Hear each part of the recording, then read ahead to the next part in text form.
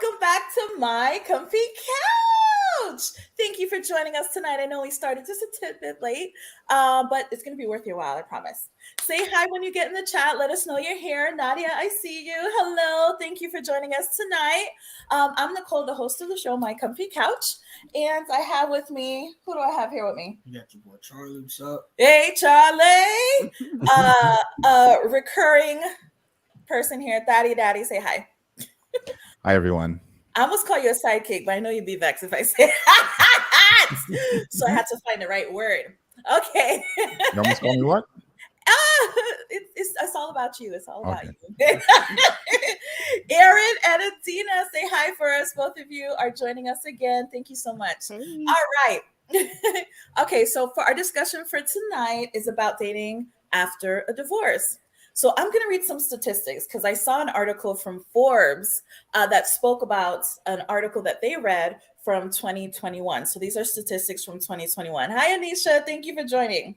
They said a total of 64% of men and 52% of women get married again after their divorce has ended.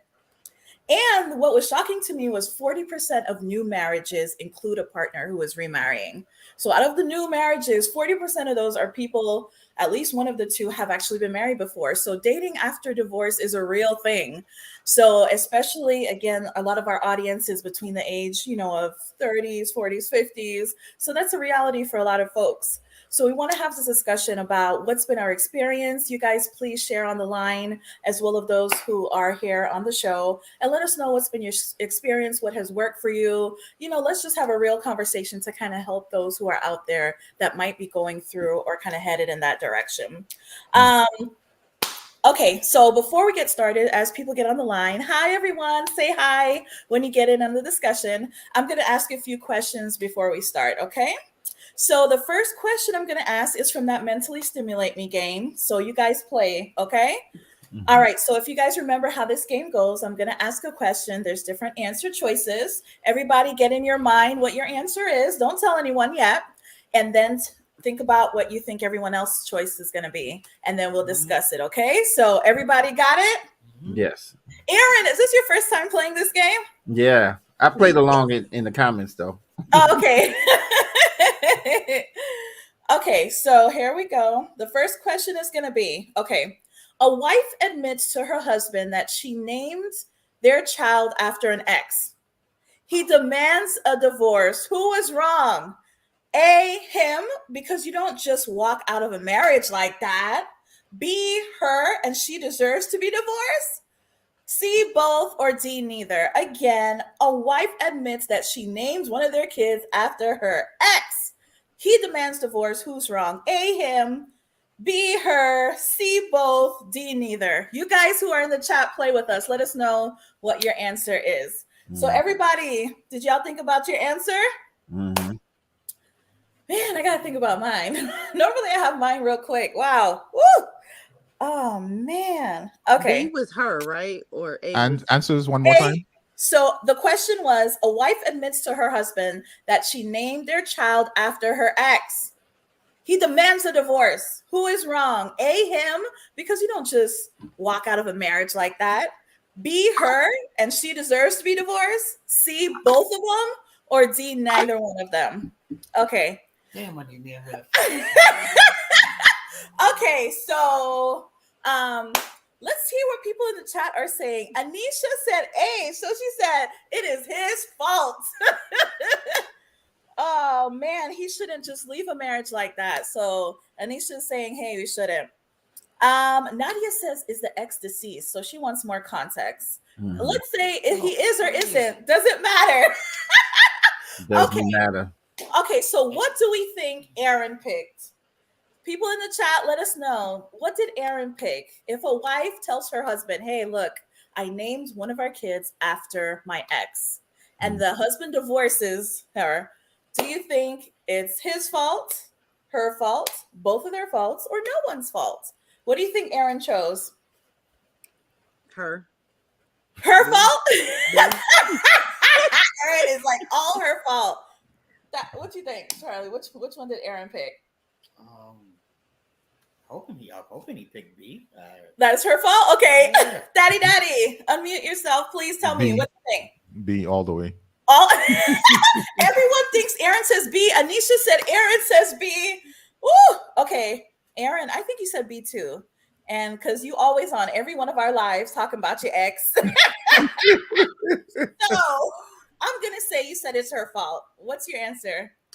My answer is it is 100% Adina's fault. No, I picked C. C Oh, is both of both their of them. faults. Yes, Why? because you don't walk out of a divorce because of that. You got a brand new baby, and you just don't walk out because of some dumb crap. Just change the baby's name. And then she is wrong for springing that on him, and letting this guy go through this whole pregnancy, taking care of her, and you paying tribute to another guy. Oh no! So both of them are wrong.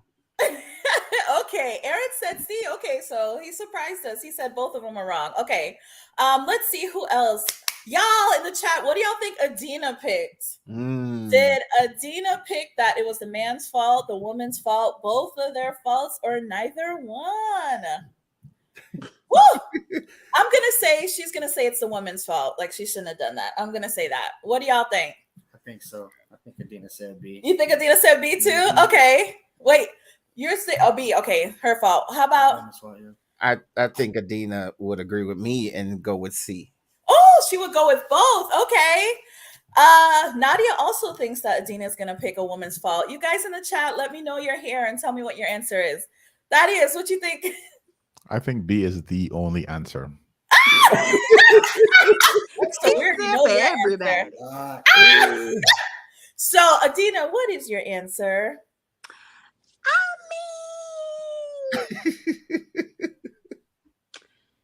It's He was wrong.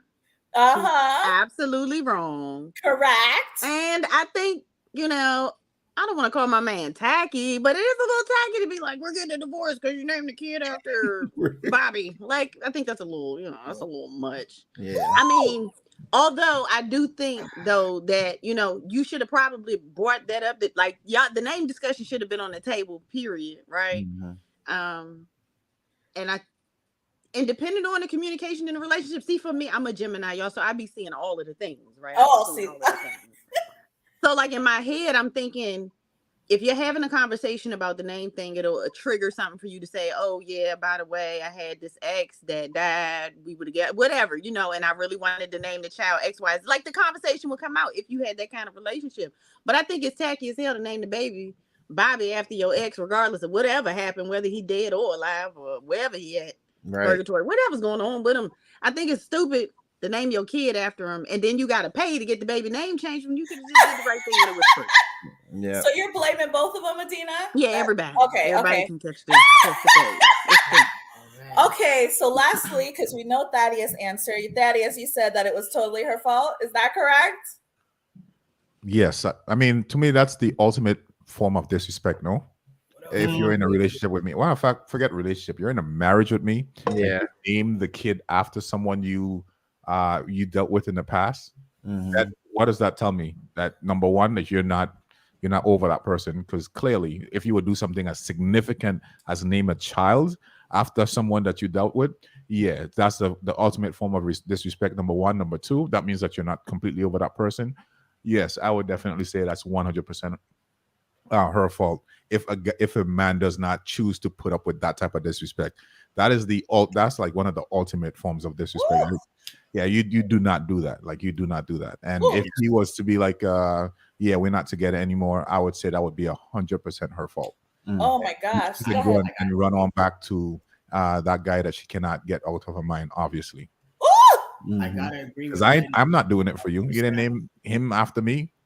You name him after, Buddy. So you can't get him out of your mind. Go ahead, go be with him. Ooh. Thaddeus ain't playing. How about you, Charlie? Hey, I gotta agree with him 100%. So now I gotta compete, with the ex. And my son got the same name. I gotta compete with the ex and my son now. Look. What hey, sense I make? Thank you, Charlie. For all you ladies that's saying no, it's both of them or the guy is wrong. Let's say I was dating this girl, Big Booty Keisha. and I named my daughter, your daughter, after Big Booty Keisha, the one that got away. One, that's crazy. Two, that's sick as hell. That is 100% the ex's fault. Like the 100% the wife's fault if she names my kid after her ex. That's crazy. B is the only answer. It can't be anything else. Nadia said, but what if it's like the fifth child? No. Or what if the husband suggested the name and she said, oh, I have an ex by that name. All right, thank you. Oh, Adina, you're on mute. The kid is already going to be slighted if they're kid number 5, because the more kids you have, the less photos they get. So now you got this terrible name and you ain't got no pictures, child. Listen, you might as well just stay where you were. Here's a little piece nobody thought about. Maybe the kid is the ex's child. Oh, she definitely got to go. She definitely got to go. It's wholeheartedly B time right there. Good point. Damn. Good point. I ain't here. Okay, so should we do one more? Let's hop into the discussion. What y'all think? One more. Okay, one more.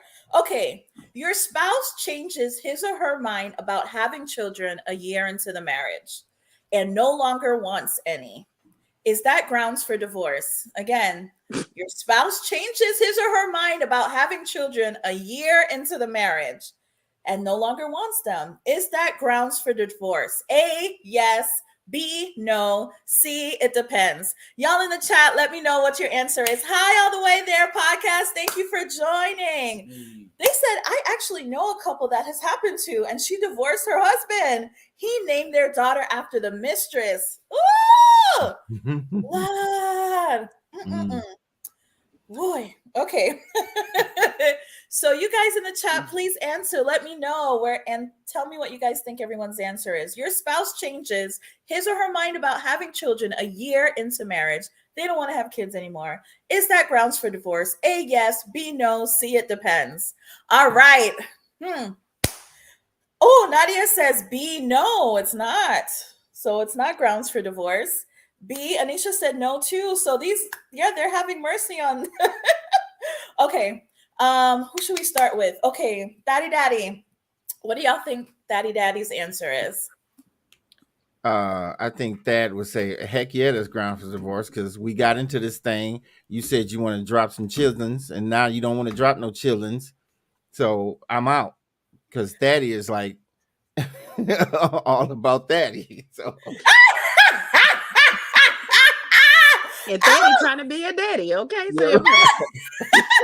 Oh my God, Anisha agrees. Nadia agrees. Lord, okay. What you think? You think his answer is yes or no? Oh no, man. I'm gonna go. He might swing the other way. He might be like, nah. He might be with it. Like, nah, I don't know. I feel like kids are an important thing that he really wants those. And that's a really, important part of a relationship. Thaddeus, what's your answer? So I do take a marriage very, very serious, and those vows very, very serious. And I think that there's a very, very few reasons that I would find it legit, like a legitimate reason to separate. And I think that's one of the few of them. Ooh, Thaddeus, should we have him name them? Come on now. I'm too low. So that, like infidelity and abuse, those are the three. Ooh, gosh, but anything else? Yeah, anything else? Yeah, I'll work it out. Have a Snicker, go in the room, cry it out, hug it out, whatever you need to do. And if it's not for those three, like those are important. Like kids, that's your legacy. So, for instance, for me, if I want children, I get what you said. Hey, well, you want children, and then a year in, you're like, well, I don't want children anymore. Well, all right, well, it was nice knowing you. Ooh, don't play. All right, so everyone in the chat was right about that. Okay, Adina saying yes or no? Is that grounds for divorce? What y'all think? Oh God, Adina seems to be kind of lenient. I'm gonna say she gonna say no, or it depends. What do y'all think? I agree. I think Adina's gonna be fair. I think she's gonna say it's not grounds for divorce. Ooh, Ooh, so Nadia says she thinks Adina's gonna say yes. Anisha thinks you're gonna say it depends. Mm. Ah, what do you think? I ain't gonna know. I really don't know. I don't know. I'm Adina, gonna listen. I'm gonna sit and listen. Adina, what's your answer? Of course, it depends. Nah. Ah, see, it depends. Yeah. Oh It my depends. gosh. So you need It more depends. information. Well, yeah, because it depends. You know, it depends. Are we in a blended marriage already, like a blended family situation? Are we, have we found out that we can't have kids, so it's like a struggle, so we have to like be okay with not having kids? Do we have alternatives? Like, and people do, they change their minds. Like, I mean, Mm-hmm. people Okay. change their minds, and it just depends on what your level, like with that is. If you're getting into marriage and this person tells you that they want kids, and then they pop up a year later and they're like, yeah, no, yeah, it's better for you to separate and go find you somebody that actually wants to have kids. You know what I mean? Ooh. But all kinds of things can happen. Okay. What y'all think my answer is? I think you'll say it depends. It depends. I'm Okay. gonna go with yes. Oh, yes, that is grounds for divorce. Yeah. So Adina said yes. Aaron said depends. What you think? It depends. Depends. Thaddeus, what you think I'm gonna choose? You muted, bro. You're a dependent kind of person. Oh Lord, what does that mean? That means that What does that mean, Thaddeus? Nadia says it depends for me too. My answer is yes, it is grounds for divorce. That's Is like it? serious. Oh my Wow. gosh. Woo! Wow. That is serious. Look at you just scratch your neck. You know it's real. All right, so let's get into our discussion. Well, wait. I mean, Tell that's me. ground for divorce if the person just got out of a marriage where they named their baby after an ex. No, this was a question. This. Oh, you're asking. Oh my god. Okay, so we're going to get started with our discussion. So All right. let's give everyone context, right? Because there's two of us on the line who has actually experienced this, right? Who have actually been through a divorce and are going to share and join in on this conversation. So I want Adina and Aaron, you guys can go one at a time, to kind of share with us kind of a little brief history about how you got to the stage of divorce, and then we can start on the topic from there. So Adina, you want to give a little context for those who are watching, and anyone who's watching who wants to share your testimony, you can put it in the chat too. We'd love for you to join the conversation. Okay. So go ahead, Adina.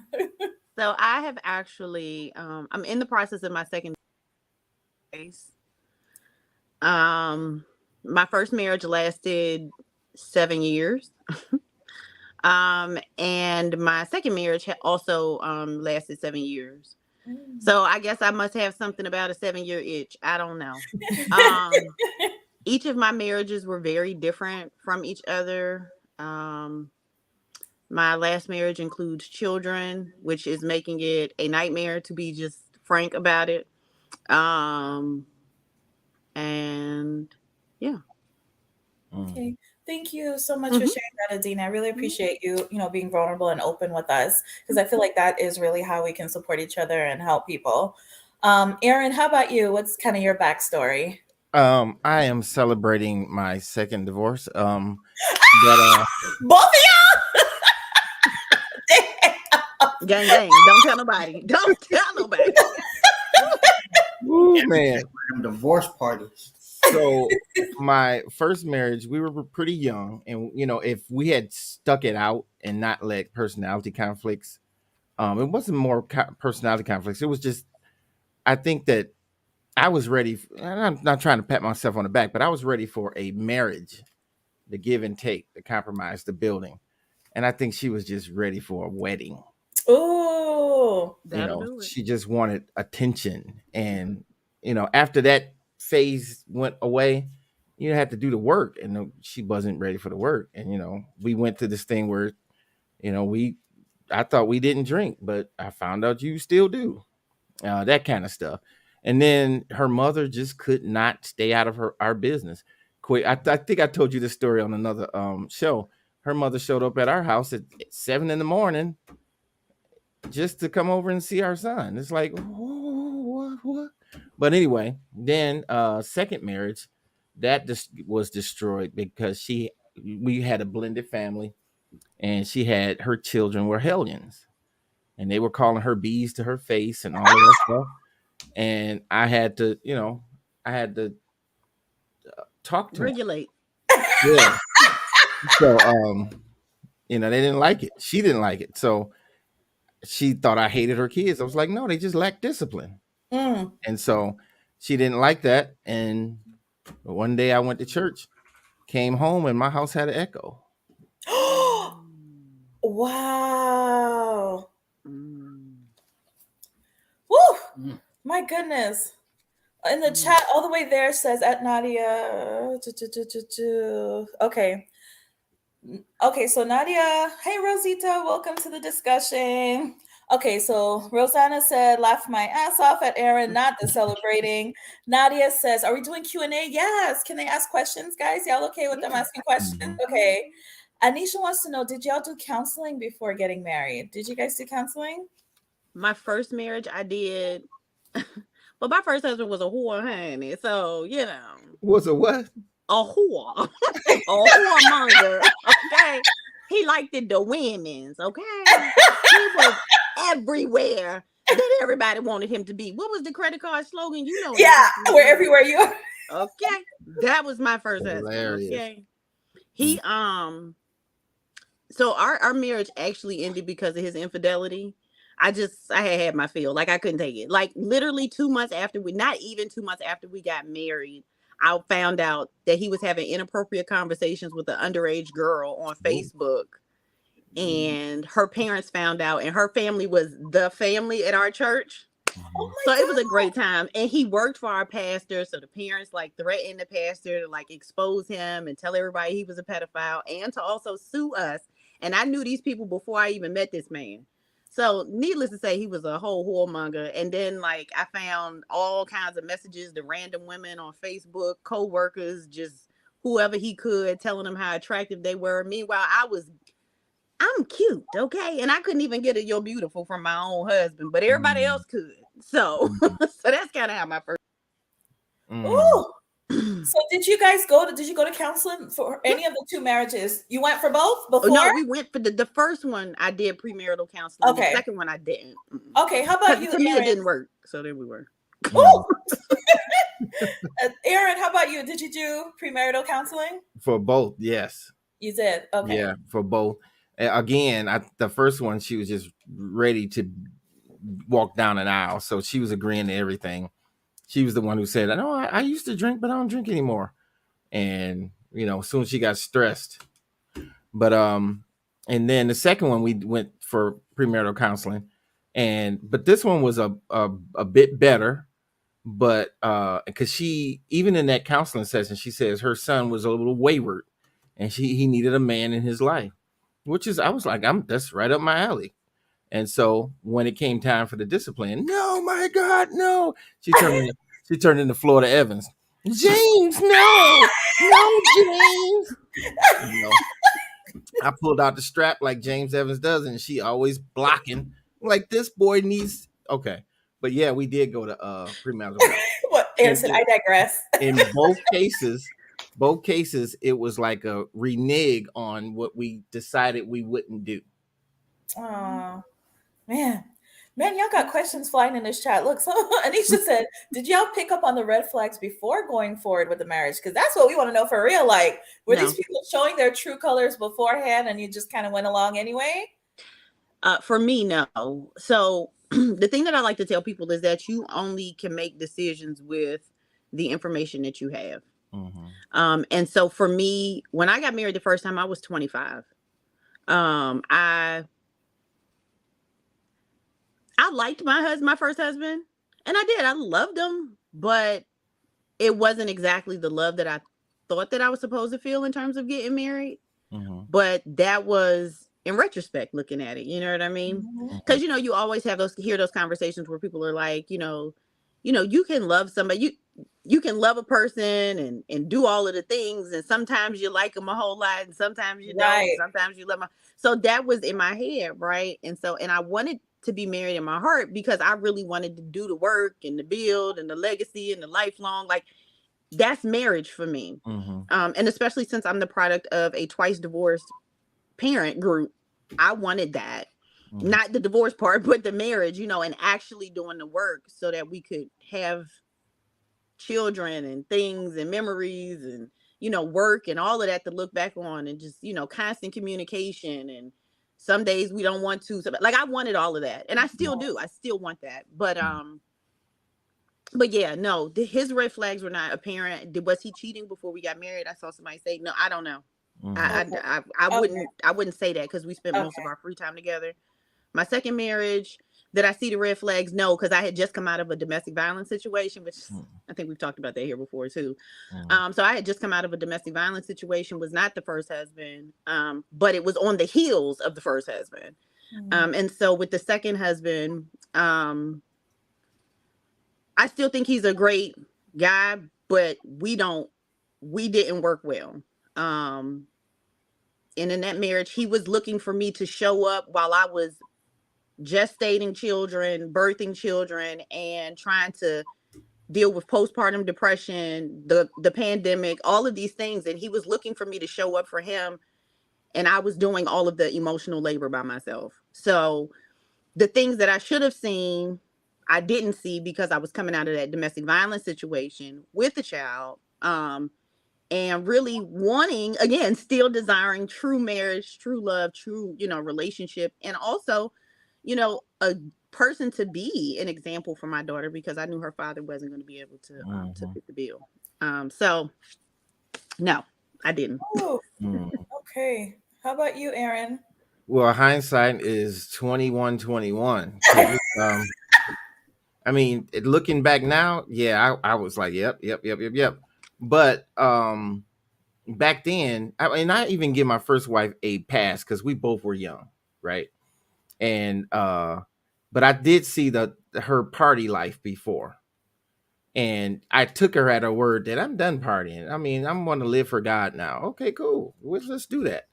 But she wanted to party for God. But anyway, the second one. The second one was a much better wife, but it was kind of like, in order to join her family, you had to be one of them. You couldn't be an individual.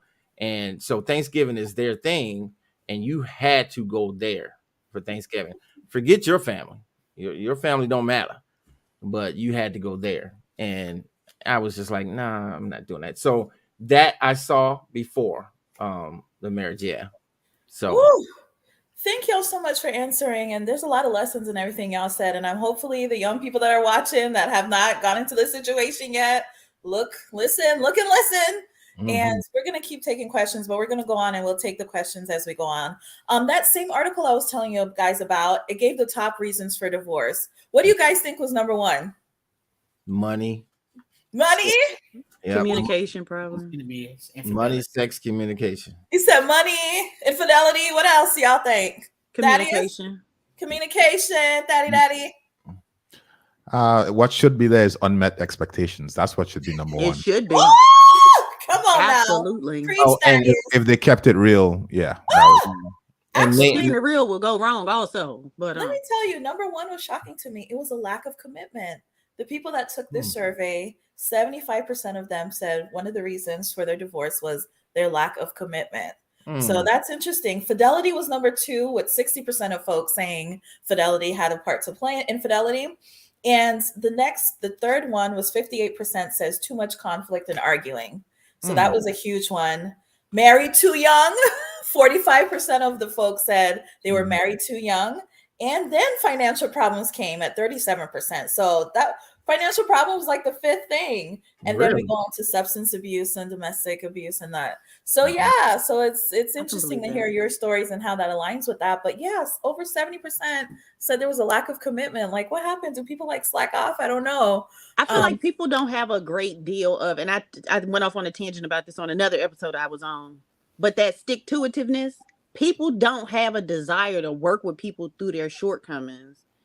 And especially if the other person is really willing to work on it, but they've just decided that that's it. I'm not doing this. And honestly, that's what led to me. That's what led to my second divorce. My ex-husband was just like, we're not reconciling. I want a divorce. That's it. And I'm looking around like, well, when did we ever talk about this? You know what I mean? So I didn't even know what happened. I was like, well, I was too busy having kids and nursing people and getting people through this and trying to do this and organizing the house and keeping this. And I didn't work. I stayed at home. But even that was a stressor in itself, right? And you're talking about a person who had been independent most of their lives. So, like, even just working through that, okay? And then we're not talking about the loss of a child that we experienced that he refused to talk to me about. Like, there's just this whole inability to have this, like, commitment. Like, that's the issue. People don't have commitment. A lot of people do. Like Aaron said, his first wife just wanted to walk down the aisle.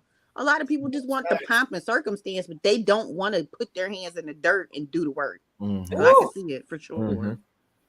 I feel like marriages, I've never been married personally, but I feel like in any kind of relationship, it takes work and people aren't willing to do the work.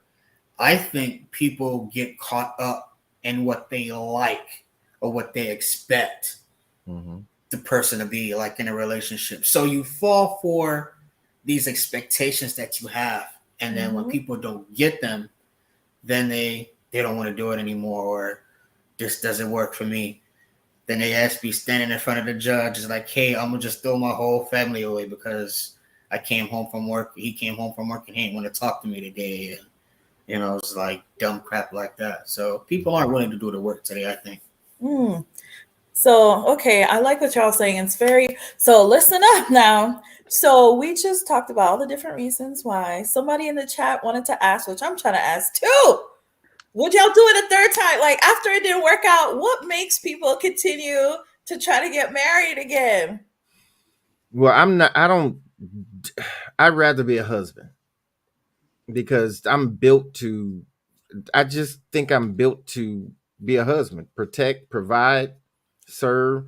I'm in all of my relationships and marriages, I've never cheated and I've never emotionally cheated. I've never like entertained a woman. You ain't never say hi to that girl at work. Never. Hi to that girl. If she was interested in me and I knew it, I wouldn't entertain that because I would never want that done to me, number one. And I got to go home and face this woman who I said before God that I'm hers until death. And I'm too afraid of God than anybody. So I don't do that. But yeah, I never gave up on marriage though. And I've never gave up on marriage, even though I'm at the plate with 2 strikes. Sorry. Okay. Thank you so much, Aaron. Okay. So how about you, Adina? Answer the question. Like, why are you trying to do it again? Very, very much so similar to Aaron, except for I ain't trying to be nobody's husband. I just feel like that's just who I am. Like, very much, I've never cheated on either of my spouses, any of my relationships. I've never done that. I don't even get close to other people to be in an emotional situation with other people. I want to do work. I want to build legacy. I want, long-standing relationship with one person. Like, I'm not an outside kind of girl. If I'm outside, I'm talking about I'm outside with my girlfriends because we done went to brunch and then got a little too lit and I'm going to the house, child. I'm not trying to be, I'm not a street dweller. That's not my business out there. So I just,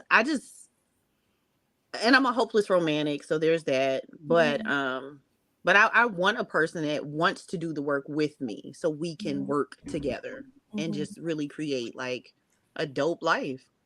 Yeah. So it's interesting that both of y'all kind of identify as that, So can I ask a question? So, like, I hear what you guys are saying that you want to do it a third time, but knowing the statistics, right, that marriages, the first marriage typically fails. I think they said it's like 50% or something typically fails, and then you go into the second marriage, and then that one also fails. Like, it's not like shooting a basketball 10,000 times until you get a perfect shot.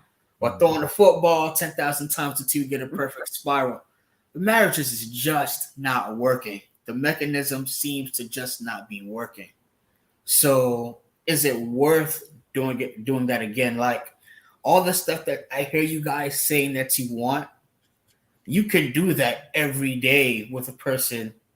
You know, I'm saying just get close to somebody without having to go through all that nonsense, having to pay lawyer fees, having to see divorce attorneys, or possibly dealing with alimony or back child support or all this other stuff that just seems like it's insane.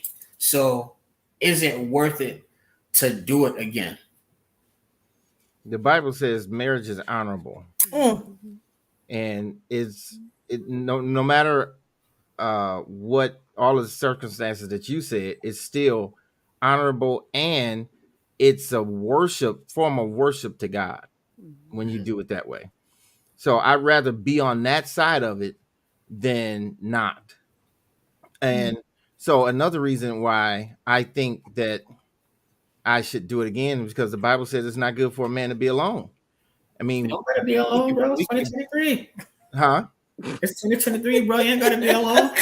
No, you can be alone, or you can have a girlfriend, but girlfriends only go so far. And then what I think I'm ready for now is the long haul. I need somebody for the long haul. I mean, I know you can't imagine it, but I have flaws. I know you can't imagine it. But and there's a woman out there who can say, well, he has his flaws, and he deal with me, and I deal with him, and let's keep moving. I mean, I heard, and I'll shut up after this, but I heard TD Jake say this: you put 2 cubes of ice in a glass, it's going to take a while before they gel into a puddle of water. So you just can't be put in a glass and just expect that person to just be water for you, and this person be you. It takes time for people to gel, and once you click and get that gel, it's so much better. So my first marriage lasted 11 years. It wasn't like it was just we got into a fight and dissipated. It was just like she just decided, to go. And then the third one was 13 years. So both of them was over a decade. So we had a lot of good times. It's just that somebody decided, let's just quit. So that was a long way of saying I would do it again, because I think there's somebody out there for me that I can die with a smile that I married them. Ooh, oh, that's beautiful, Aaron. Daddy. I ain't hear from you. I know you got all the statistics. You got all the... So I'm going to hand it over to Daddy and just crush all of our dreams. Nah, you don't want to do that. You don't want to do that. That's like one of the sore subjects for me. Like, marriage, especially like divorce. Because for me, it's like, especially if you're doing it over and over, to me, it's like, all right, what's the definition of insanity? Doing same thing and yeah. So I mean, like, are you guys are you insane? Like you just did something. It was very, very painful. And then you just do it again, and then just do it again. It's like, for me, it's one thing I would say is like the whole way how people date and how people vet each other for a long term, like something like a marriage, to me should be totally different from just dating as we're doing, right? The natural dating, like I'm dating you just to be a girlfriend, is different. To me, like every time I hear why couples split up, to me, I always think to myself, well, like what were you discussing while you were dating? Or were you more focused on just dating as far as just going out, having a good time? I love you, you love me, we're so good, we're just focusing on more emotional things that don't last past the 2 years. Like I always say that, like every time I'm dating someone and they're with the emotional, like we can get to that after we pass the initial stage. Right now, I need to know your parents, I need to know your upbringing, I need to know what type of person you are, I need to see you mad, like I need to know how much money like we need to talk about the things that matter at year 7, at year 10, at year 20, at year 30. We need to talk about those things now. How we gonna raise our kids, where they gonna go, do you love the Lord? Let me see, let me hear you pray, let me make sure that like for real, like you have to bet. You have to, if you're going to buy a car, if you're going to buy a house, if you're going to do anything that has some sort of long-term implication, remember, this is the person who lives with you. They sleep in the bed next to you. Once you do some research, I want to talk to some of your exes. I want to see what type of person that you were. I want to talk to your friends. I want to talk to your mom. Why wouldn't you do the research? For everything else, we want references, right? So, right? Hey, So before you if get you married, rent somebody your house and you don't want them to tear up your house, wouldn't you ask them for some references? But you will invite somebody into your house and not ask for a reference. Under what guise? Well, that is weird. How is that weird? Explain to me. Oh well, what I'm supposed to just trust you? Just trust this person? Like I don't think so. I honestly think that. And then a lot of times, what we do is we look at this person and then we just kind of fall in love with their potential. It's like, you know what? I see this person and they are this way. However, if they would just change these three things, then they would be an amazing person. And then you get married and you realize instead of changing for the better, they change actually for the worse. And it's like, okay, well, no, you can't stand each other. And it's like, duh. Last thing, and then I'm gonna get off my soapbox. Marriage is not a vehicle for happiness. I'm tired of people doing that. That's true. Marriage is not a vehicle for and I already seen. I had to. There's some people who do it, and I could see. For me, all they were trying to do is wring like love out of me. It's like they're guessing with me, but just to you want to suck something from each other. You want to suck this happiness. You want to suck something. You want to suck something. Yeah. Daddy, Lord. You know what I meant. They're trying to like extract some sort of like love. Especially if they didn't get it as a child growing up from their parents. Oh, forget it. They're trying to get that from you, and it's like if you're getting a marriage, you're going to be miserable because nobody can make you happy. Nobody can make you fulfilled. Marriage was never meant to do that. Marriage is number two things. Most important. One, it's for wealth and it's for finances, and number two is for kids and raising your legacy. Those are the two things that marriage are for. Not for you to be happy, not for you to fall in love, not for some romanticized view of what marriage is. It is always going to end, and it's going to end terribly. So, Daddy, watching these Disney movies, and they think it's gonna be the happily ever after. I'm telling you, and it, to me, it's like, and what happens? Like, I don't want to take too much time, Nicole. You know, I don't like to take that. What happens? Right? So I see this a lot, right? And I had a conversation with one of these lovely ladies on a dating app, and I was kind of like, I do my thing sometimes. I just be lighting people up. So I told her, like, what you're doing is you're trying to win the lottery, right? So what we do is we look around and we see this one couple in a million who are like super in love, and it looks so amazing, at least from the outside, right? It looks so amazing, and we're like, oh, I want that. And then what you don't realize is that's one in a million. So what is like you go, so now they go and buy the lotto ticket and they hear scratching, to see if they want something. And then they move to the next one and then they keep scratching. And it's like every time one doesn't work out, they're like, and then every time you read something on Instagram or, somebody's like, your spouse, that perfect person, he's right around the corner and he's going to do this and he's going to treat you well. And I'm just like, why are you just giving this person hope? Like it's false. It's not true.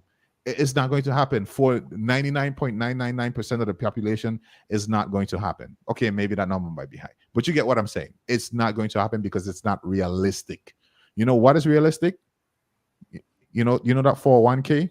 If you do every day and you put money in it, in 30 years, you're going to be rich.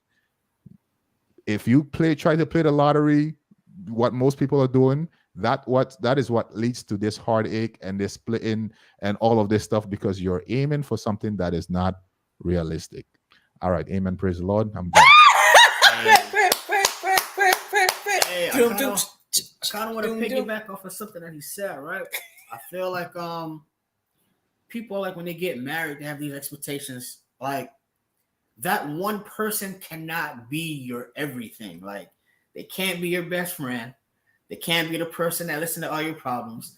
They can't be the person that's going to help you with this and help you with that. That one person can't be everything rolled into one. I think that's why a lot of people are so hurt. Also, prenups. You want to test the person that said if they ass really want to be married to you? Talk about prenups, like on the first or second date. Talk about prenup. No, like I'm dead ass. Like talk about a prenup and see how a person feels about that. And I'm going to tell you something about prenups. Look into it. His, hers, and ours. Look into that. Look into that kind of prenup, and don't get into a marriage without that. Protect your asset, because last thing you want to do is be going through these divorces, and you get a divorce. A lot of people go into these relationships thinking like, oh man, like my name is like Charles so and so. I came into this relationship with my account. I got $1 million in here. The second you get married, every penny you put in that account, that's marital, maritable. So I say talk about prenups like early on. Like it might like ruffle some feathers. She might be a little pissed off, fellas. You bring a prenup, you bring a prenup up in a conversation early, but talk about that. Like talk about the prenups and everything. Remember his, hers, and ours. And if somebody not down with that, then go. Whew. Y'all getting a lot of tips today. A lot of tips. Let me give them one more tip. I'm sorry, what'd you say? Let me give them one more tip. Oh gosh. What did I say? 101 questions. What is it to ask before you get engaged? Yep. Oh, that's a book? Okay. I suggest you get that book before you meet that person, so that you can know the types of questions that you need to be asking. And as a matter of fact, to even to know the type of person that you are looking for, so that you just won't see a tall, dark, and handsome guy and be like, and then now you're trying to fit him into a mold, because you already fell in love with how he looks already, Anissa said she has that book. Okay, y'all getting tips now. Come on, y'all can't say y'all watch the show and y'all don't get some tips now. Listen, gosh, we spent so much time just talking about divorce. It's such like a big topic, right? Before we even got into the whole dating part. Someone did ask earlier, because I didn't want to miss their question, about do you guys believe that you made good spouses? Does either of them believe they made good spouses? Because I heard, people always talk about what the other person did. Are y'all going to take accountability and say, hey, did you have a role to play in any of this? Or do you feel like, you really did your part, you were a good spouse, and it's on them? What y'all think? It's on them. No, I think one of the things I probably would have did different is that I would have had a lot more patience. I would have had patience with, like her mama coming over. I mean, I would have had a little bit more, but it was overkill. Like one time like I was just telling you about the time she came over 7 a.m, and I strategized. I went to the door with my drawers on and was like, what? And she was like, oh my God, yeah. So what you here at 7 a.m? I mean, and so I would have had more patience to be like, put some clothes on. Hey, Mom, it's kind of early. I mean, that would have went a lot. That would have went a long way. But yeah, it's always two people's faults, but sometimes that other person can have like 51% fault, and that was her. So y'all don't think it's partially because y'all don't think like, okay, maybe I'm selecting the wrong kind of people, you know what I mean? Because I'm the common denominator. So maybe there's something about the way that I'm selecting my partner that needs to be adjusted. You know what I mean? Mm-hmm. I'll say this. I think that that's true for me, but I also want to point this out. In my first marriage, all I knew was that we got to make what we wanted it to be. We didn't do that. We had the conversations. It was all, yeah, I'm down. That's exactly how I feel. So this whole bit about, oh, you should have these conversations. People, first of all, regardless of what women say, what anybody says, most women are out here trying to get chose. Okay. And a woman is going to tell you whatever she got to tell you to nail you down, especially if you are of some sort of caliber. Okay. They are going to tell you whatever you need, whatever. If you fit their criteria, that's why I suggest asking for references. Yeah, that's why I suggest asking for references, and also talk to their parents and see what type of upbringing they had. Mm-hmm. So that don't really have nothing to do with it, because a child can be brought up any kind of way and choose a whole different life. So I mean, so women are going to tell you what they want to lock you in. And that's up to you as the man to decide whether she's, being honest, checking the references, all of those things. Mm-hmm. What they want to tell you. They're going to tell you what they want to tell you in order to get what it is that they want, period. So Adina, what you're saying is that some of these ladies ain't no good out here. Yes, men and women. People are crappy. Mm-hmm. I mean, period. So Say this whole it notion that you can one more somehow time for the men. So this Say it one notion more that you can time for the somehow men. circumvent divorce because you want to be married for whatever reason is unrealistic, if you ask me. But the point that I wanted to make as far as people, so the blame in the marriage, I could say that I could take some of that, but a lot of it I can't. In my first one, I can't take that because last year, now me and my ex-husband have been divorced since January of 2015. Okay. Last year, a woman showed up in my Facebook inbox. I had no idea who this woman was. And asked me, she said to me, I think you were married to such and such. I'll spare him today. I think you were married to such and such. I was trying to ask some questions about him. So I start talking to the lady. Excuse me. And she tells me essentially that she was his current mistress. Now, this man is married to right now. He is married to some woman with a child, and this mistress was in my inbox last year. My first husband, the one that liked all the women, all the messages to everybody, telling them how good they look, all this. And he left her high and dry, and she was trying to figure out what her plan of attack needed to be. Ooh. So I started talking to her, but I found that out in the conversation. She told me that he told her that I ran off and stole all of his money and went off with somebody else. And I had to get all of the story straight because that's not what happened. Ooh. Okay. So that's the person I was married to the first time. Okay. That asked me to marry him and knew he didn't even want to be with a black woman. But that's another conversation for another day. Because messy. And then refused to divorce me. I had to chase him down to divorce him, but he was the one that was cheating and told me he was cheating. But I had to chase him down for a divorce, which he ultimately ended up taking care of, doing all of that or whatever, because life comes at you fast. My second husband, again, woke up one day, 6 months after I stopped breastfeeding our youngest child for 2.5 years, 9 months after he adopted my oldest child, and told me that there was no chance of reconciliation for the marriage for some reason that I still don't know. He told me that I didn't show up for him in the marriage. So maybe I didn't. I'm sorry that I was working through my own things and I was having to do all of that by myself because you weren't there for me either. So we both weren't there for each other in a very, very tumultuous, crazy time. Because while this was happening, COVID was happening. He had underlying issues working at a VA hospital. I'm trying to make sure all of that's done while I still got this baby attached to my breast. I got a toddler in here. I got a kindergartner. I'm trying to get her out of school, trying to homeschool. I'm trying to do all of these things. The house is clean. The groceries is done. We losing stuff left and right. You don't have the money. My parents and my family is taking care of us. But then you turn around and sit at the table 2 weeks ago and tell me that I ain't do nothing. I was more of a responsibility than a partner. I don't know. So yeah, maybe I did pick the wrong people, and maybe I am foolish for being hopeful that I can marry somebody that actually wants me and I can be there for them. Sure, that's possible. But again, a person will tell you any and everything to get to what it is that they want. So again, I ask, is it worth it? Doing it all again? Is it?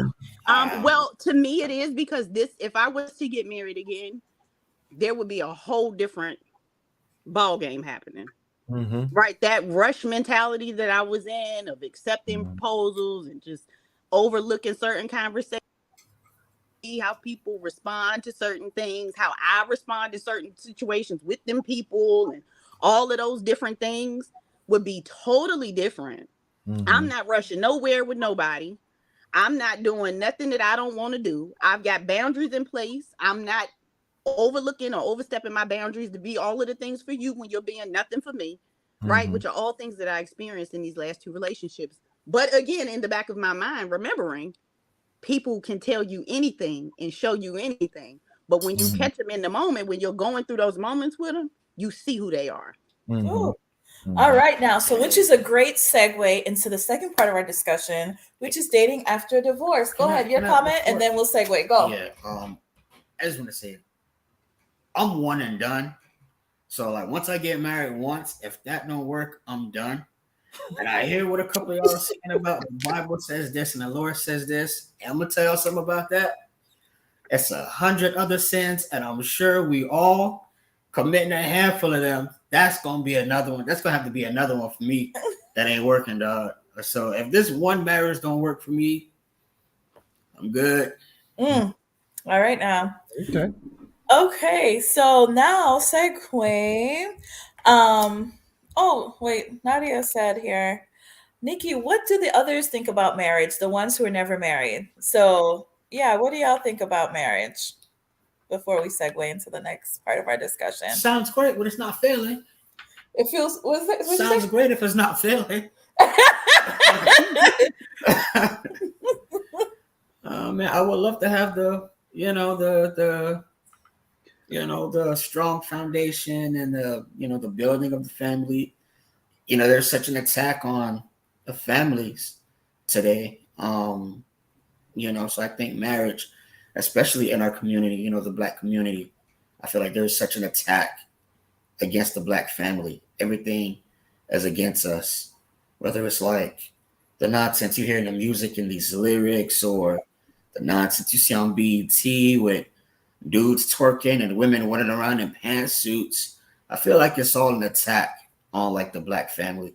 So I think, being married and like having strong like family values and, continuing to,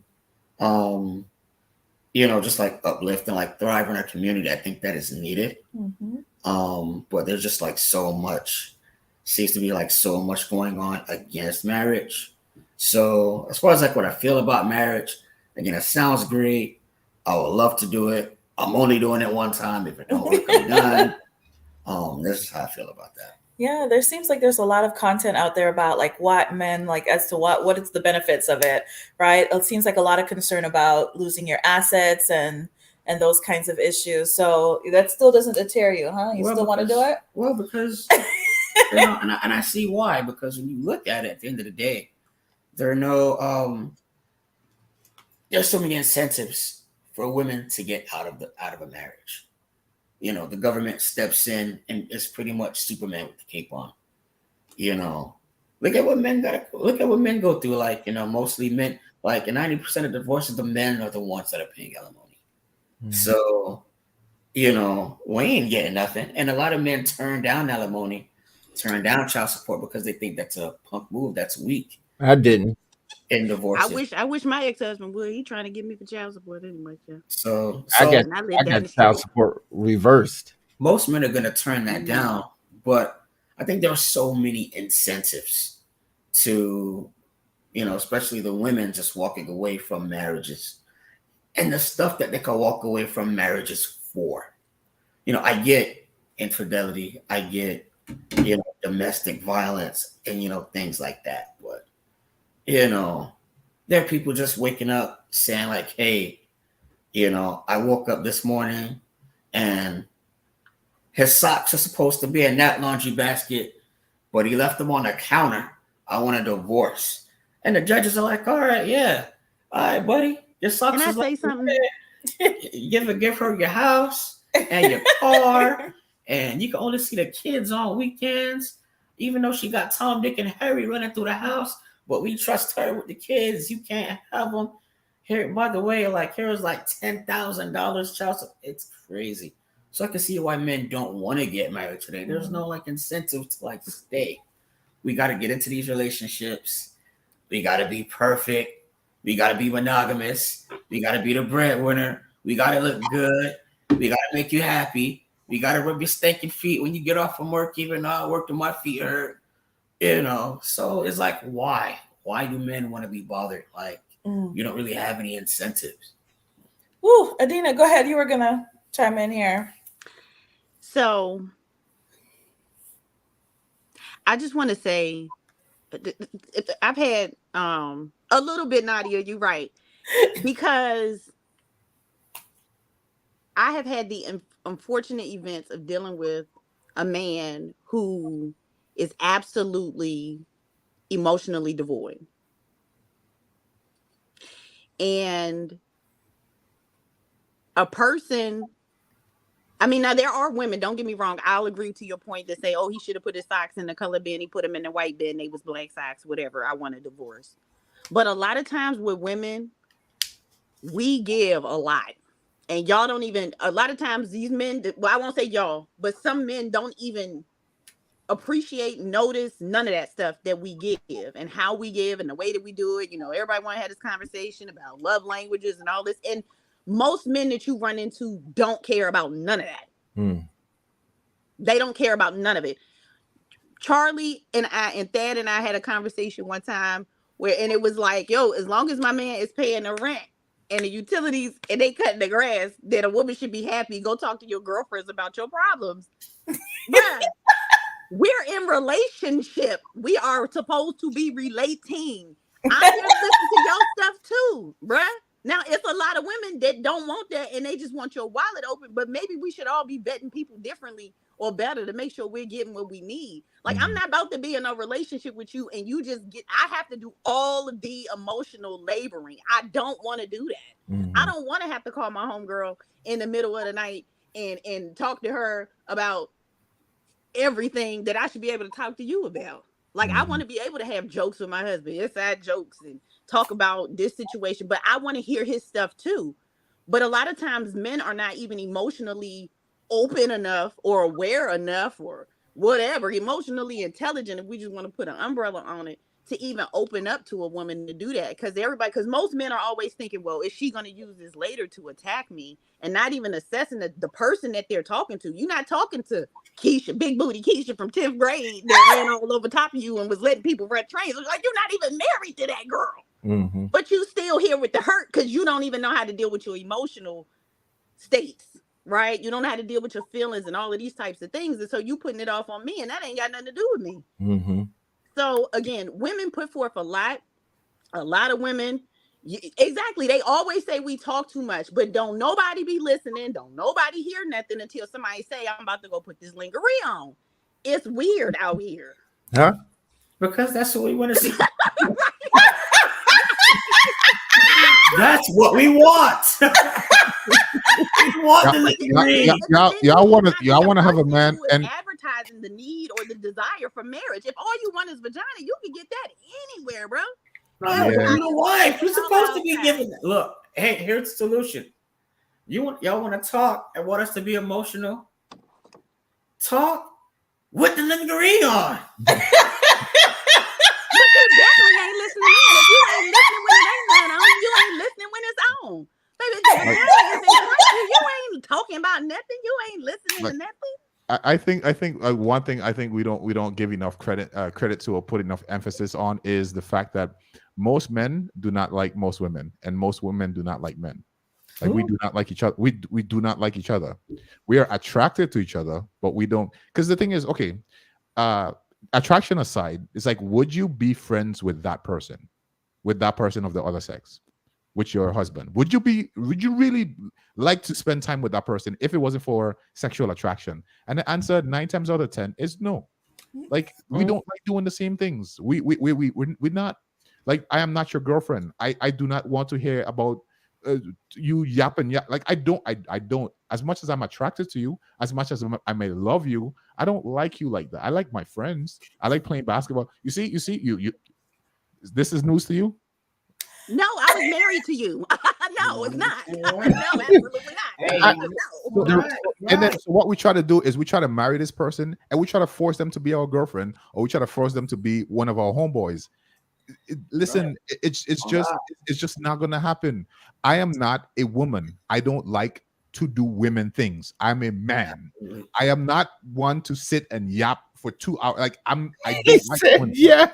I don't. He's telling you about my strenuous. That is yapping. yapping. It is. To you, it's not. That's cool. That's like me saying, hey, Adina, hey, put on some sneakers. Let's go hoop. You know what I'm saying? And if we do, then what? Okay. But I'm that girl, though. And See, I will do I'm it. posting you up, and we're doing that for 2 hours all the time. Like after a while, you're gonna be like, "Yo, I'm not one of your homeboys. I'm not one of your No, homeboys. I when don't it's a date, enjoy when I doing don't feel that like it, I'm thing. gonna I be like, don't no, enjoy but it." I'll catch you next time. But I'm also willing to go though. If that's your thing, if we're in a relationship, that's your thing, then that's what we doing. Yeah. Yeah, but then you're not going. It doesn't come natural to you. So after a while, you're just gonna be like, you're constantly doing something that you don't like doing. Like you just sit and That's do But it. I marriage. play ball, but ain't nobody asked that. Harris, But that's that's the marriage. thing. I That's don't do marriage. that. But So then that's what happens, and then what Aaron you said realize that's is that marriage, and that's why it I'm doesn't not work. enjoying this as much as I thought it was, because then that's unmet expectations. She thought that she was going to get a girlfriend with a penis. That's what she thought she was getting, and he thought he was the same thing. He was getting one of his homeboys, but with a vagina. And when it doesn't work out that way, that's why everybody's mad and everybody's disappointed. And I'm just saying here, like, the statistics don't lie. Obviously, there's a huge problem with when men and women get together. What pillow Lack talk? of understanding. It's a lack of understanding. Woo. I feel like women don't. I feel Well, like women don't understand men. Like if they don't understand how we think, they, and but vice they, versa. but they don't. you gotta be They open don't, enough and to the same share way how those things, most though. men don't understand women, because like we're Exactly, vice versa. polar opposites. Yeah, Polar opposites. we're opposites, but the thing is, I think God made us that way. They even made our To sexual create. peaks different. Ours peak early, theirs peak later, because in a relationship, it's all about how much you can outgive the other. It's Man, if you marriage is a if you thing. and if Dad and Adina go play basketball and Adina goes, knowing she doesn't want to do it, this is Adina giving. I don't want to do this, but because I love you, I'll do it. Okay, you gonna see a chick flick with Adina. I don't want to go, but I'm going because I love you. It's about outgiving the other person, and that's marriage. The Compromise. compromise of life is Yes. I mean, that's how that goes. Like, Yes. I don't like I don't like I didn't like a lot of the stuff my ex-wife liked, but I did it because I wanted to be with her. It's not Woo. about what I like. It's about am I pleasing the need she has, and vice versa. That's what brings you closer. That's what melts the two ice cubes to water. And you can't look at it like. And another thing I disagree with you on was, you said you go and you do the references and you check out your mothers and all that stuff. You can do that all day long, sir. And then year 8, 9, you have to take stock in this brand new person that you married to. This I'm not is a saying brand new person. I'm not saying that this is a foolproof way, because people change and people are No, complex. I get it. But I'm just saying this. I'm just saying when to you- increase your chances, Yeah. I get you. But what I'm saying is, even if you do it, like Charlie said, I'm only doing it once. Okay, Charlie, you get married. That girl is who you think she is, but down the line, she may be somebody totally different, and you gonna be totally different. She has to deal with you changing with your midlife crisis and all that. You wanna go buy a convertible at 56 years old, and then you have to deal with her change of life when she's not having periods anymore, and she may get moody. You got to expand yourself to encompass all that. I was talking to a person today. I mean, you can look at the moon, and the moon represents all your problems in your relationships, and you can stare at that moon all day long. But if you don't turn around and look how big the earth is and all the happy times that you had, and that's the size of the earth, you will just be throwing away something beautiful staring at the moon. So you got to come outside of yourself. I mean, that's why when you get up there and they say to have and to hold from this day forward, that stuff is just not words. It's not a promise. Promises can be broken. Vows cannot be broken. You will die and go before God, and He'll be like, "You said this. How come you didn't do it?" Hey, Vows transcend your life. I hear what you're saying, and I agree with you. Like when I do it, like the one time, like I'm sure I'm good. I ain't going nowhere. Like men typically don't leave marriages. 80% of marriage, 75 to 80% of marriages that end are on the woman. Mm-hmm. So men, we ain't the ones that's going nowhere. So I ain't gonna have that. I'm more than likely not gonna be the one having that kind of conversation. Oh no. But it Okay, ended up not being a whole not lot of Charlie. unhappy men in relationships too, because a lot of times y'all get in them spaces and y'all don't be, some don't speak up. I hate to say y'all just because that's just mine, but I got you. like, men get unhappy and they get uncomfortable too. Like they don't be wanting to be in them spaces, but they do it because they have so much, like you mentioned before, usually men are the ones with their heads on the chopping block. Mm. And I think that that's sad and unfortunate too. Very. I don't think that's fair. Very. And that, again, that's where counseling and things like that come in. Right. But even if you have counseling, you got to make them self decisions. Yeah, you still have to do the work. I mean, it's no relationship, no marriage is going to be perfect.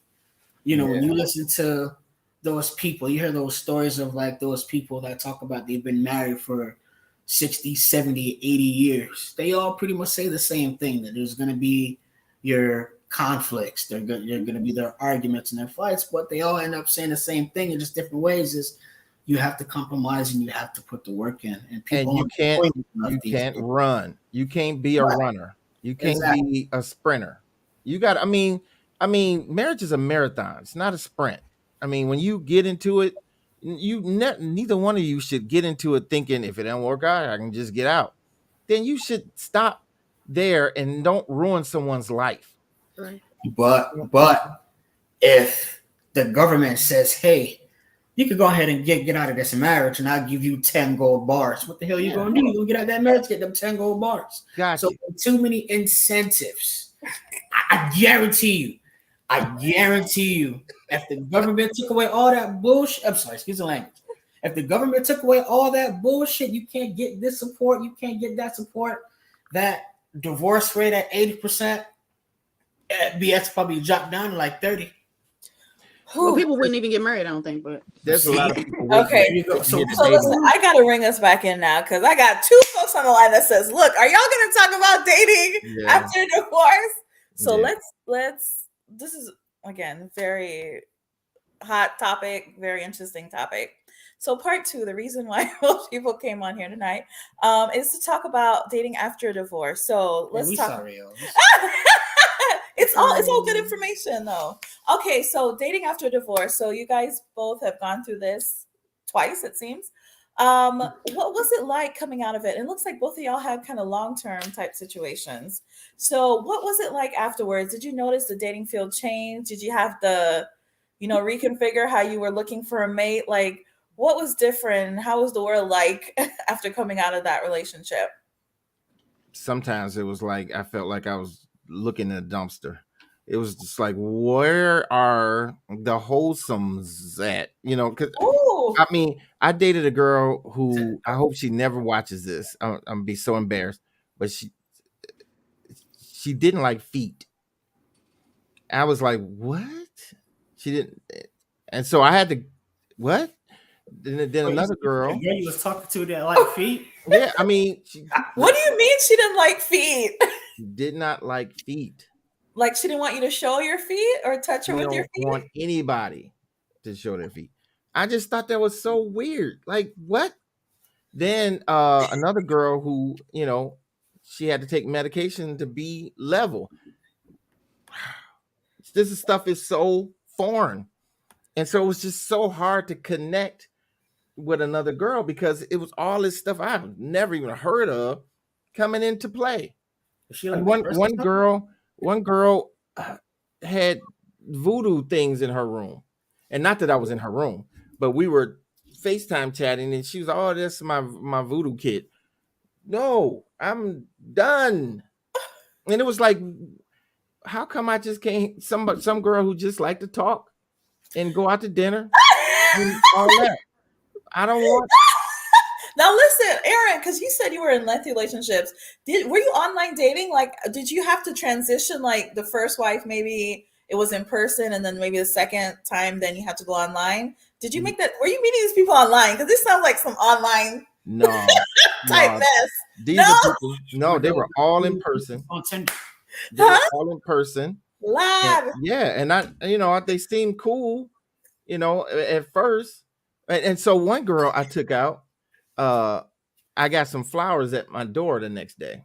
So I called and thanked her for the flowers. I ain't seen you no flowers. I'm sorry. I thought they were from you. Who sent them? I'm like, Oh, we only went on one date. I mean, am I your property? Because and it was she the said voodoo girl that sent she to the went forest. crazy.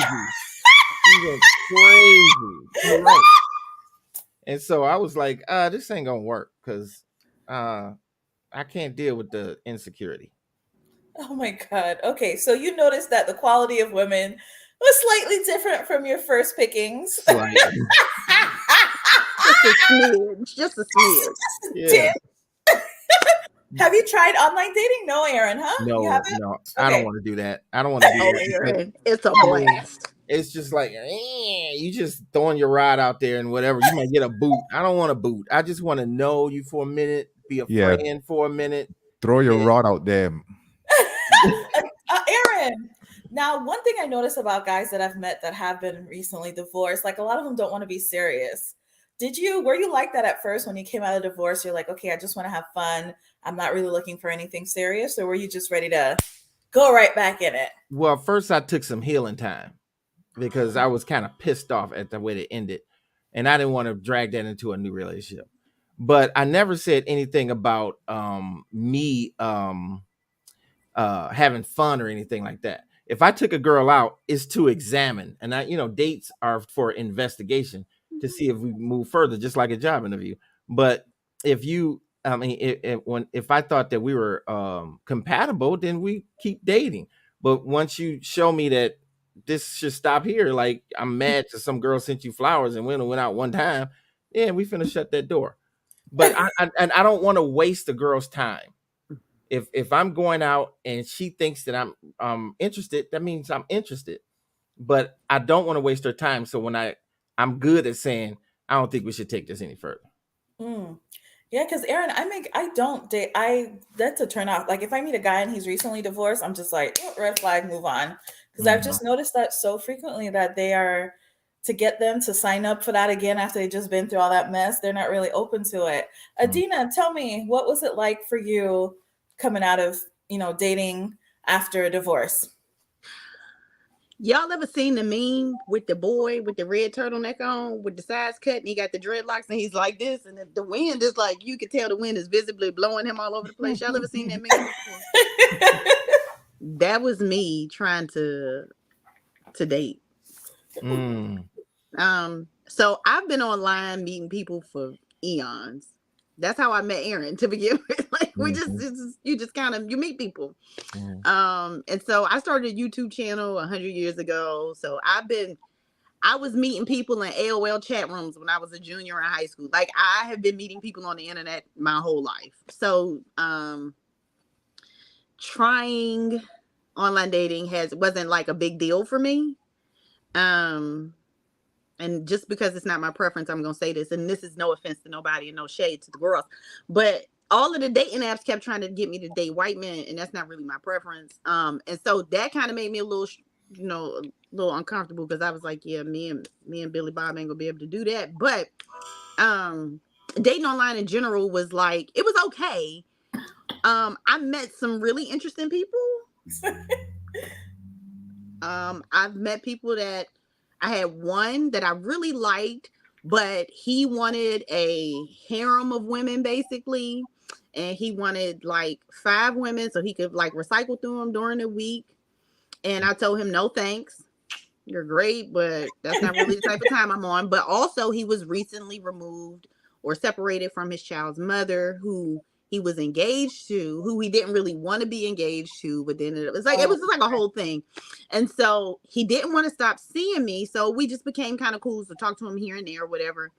And then he asked me, like, did I want to be in a polyamorous relationship with him? And I was like, absolutely not.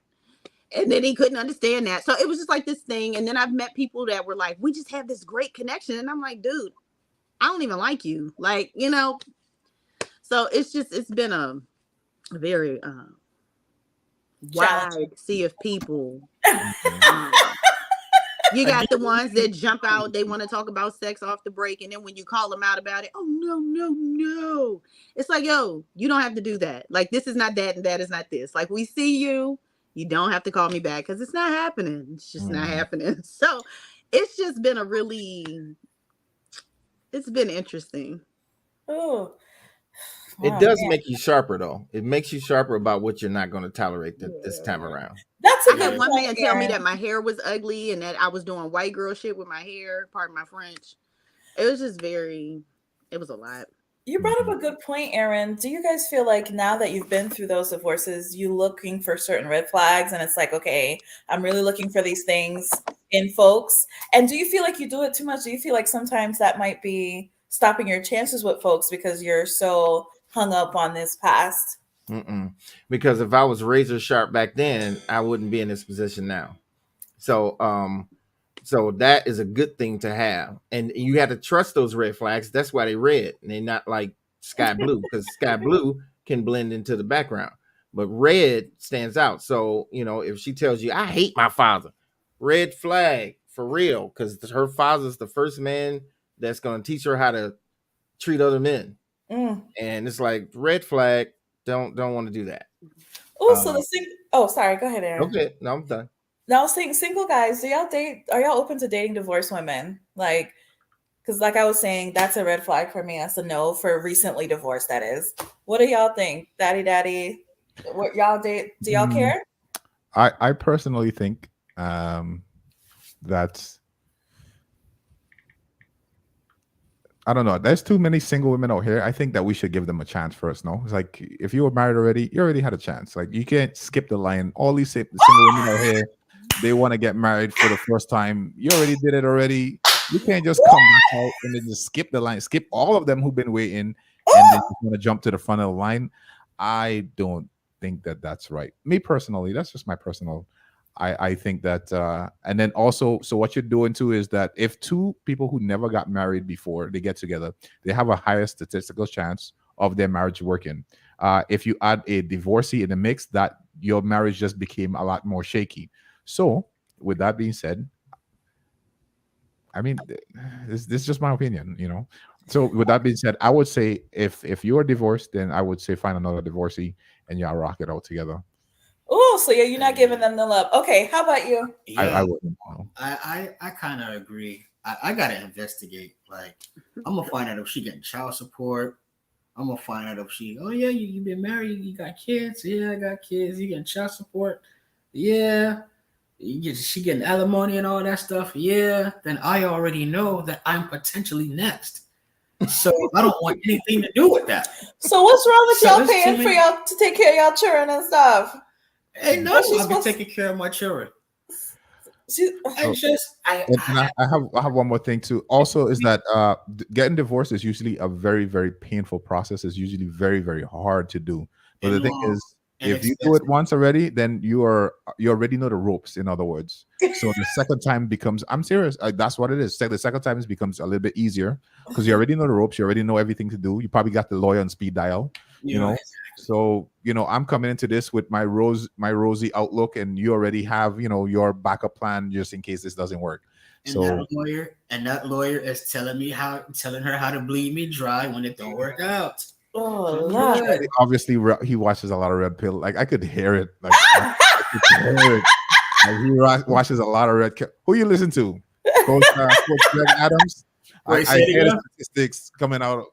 I heard the statistics.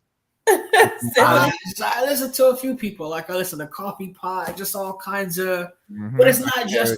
It's not The even only just. thing with that I would say be careful of is what I was doing is like I became so not I wouldn't say jaded because those experiences weren't mine, but I became very very wary. Like you kind of become a little bit negative because you hear so many negative comments about like marriage and like what women did and women are so terrible. So you just become the same thing that you are telling the women that they are becoming, where they're like, well, men ain't this, and there's like a lot of it is not even their experience. They were just parroting Exactly. what they've heard other women say. So it's Exactly. like be careful about that. Too much red pills, not really good. So Just take everything just everything with a grain of salt. yeah, and I mean, I do listen to some of that stuff. I don't overindulge in it, but I do. I hear stories just from you know men in the family, men that I've known that have been through some of this stuff. So it's not just all the red pill stuff. Like I listen to it, but I don't listen to the point to where I'm just like I'm completely against marriage and all this stuff or other men's experiences don't want me to get or making me like anti-marriage, but it's some shit that goes on that's like, all right, you kind of gotta pay attention to. There are some things that happen, and it happens every day. Like it might seem like you're extreme or like making fun of it. All the red pill stuff is too much, but a lot of this stuff like happens every day. So you gotta tread lightly. You gotta be careful. I think like talking about things like prenups and just paying attention to her past behaviors and like everything like that. That stuff plays into like you got and I hate to go back to stuff like this, but you got women that got like, 3, 4 dudes on child support. Like that's insane. And each one of them dudes that came after thought he was gonna get with her and they were gonna live happily ever after. And there was some reason why they didn't work, whether it was because of her or whether it was because of his F-ups. So I'm not saying that it's all on women and women are the one causing all the problems. I'm not saying that like dudes I hear are absolute scumbags. I know that. Like I know a lot of these niggas. So it's a lot of dudes I have that are absolute scumbags, but you still got I feel like you gotta be careful. At the end of the day, it's still about like protecting yourself. Like as far as like the statistics and everything like that, men and women lie, numbers don't.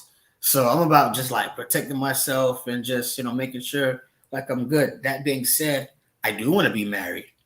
I do want a family. And, I would love to, have the white good. So like I said, take it with a grain of salt. Because what I did, I got so like for me is like I wanted it to be so perfect. It's like I don't want to make a mistake. I don't want to ever get divorced. It's like the minute I saw something if I saw any little thing and I'm like, this probably gonna cause a problem. It wasn't even a big problem. Just a small problem. And I would just be like, nah, we're not gonna work. Let me say this real quick. And not like just like Paul, Paul young lady, I've definitely done this like to people who I thought like now I was like, this person was so undeserving of this. Like they did nothing. They were just maybe a little annoying. It was like, this is something that you could live with. And I was just like, this is not gonna work in a year 10. Like, no, we can't. So God. Yeah, exactly. So be careful. That is, I'm so proud of you. I'm just seeing so much growth. Be careful. Yeah, be careful, sir. That's all I'm saying. Of course. Like, let me say this, Nicole. You should have a repeat of this show when everybody has had a taste of marriage, and then I want to hear Thad say all that stuff again, and I want to hear Charlie say all that stuff again, and then you have another show 10 years into marriage, and then I really want to hear Charlie. And then I'm gonna say, so Thad, how'd that work out for you, brother? How was divorce number 1 and how's the dating scene? Yeah.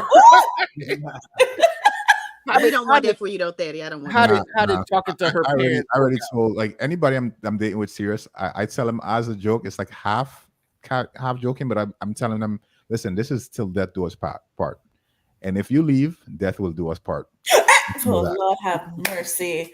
He's kidding, guys. Y'all watching FBI. He's joking. Listen, Nadia asked a good question. Do you ever get bad responses when you tell people that you've been married twice? Like, have you guys? Yeah. Tell me. Yeah. Tell me. What? I had a guy tell me, "Oh, what did he call me? I think he called me Erykah Badu." Wow. I was like, I was like, but she's successful, like in a really major way. I'll take it. He was like, oh, twice. He was like, well, he tried to ask what happened, and I could just tell in his tone that it wasn't worth me going into, so I didn't. I was like, we don't have to continue. It's okay.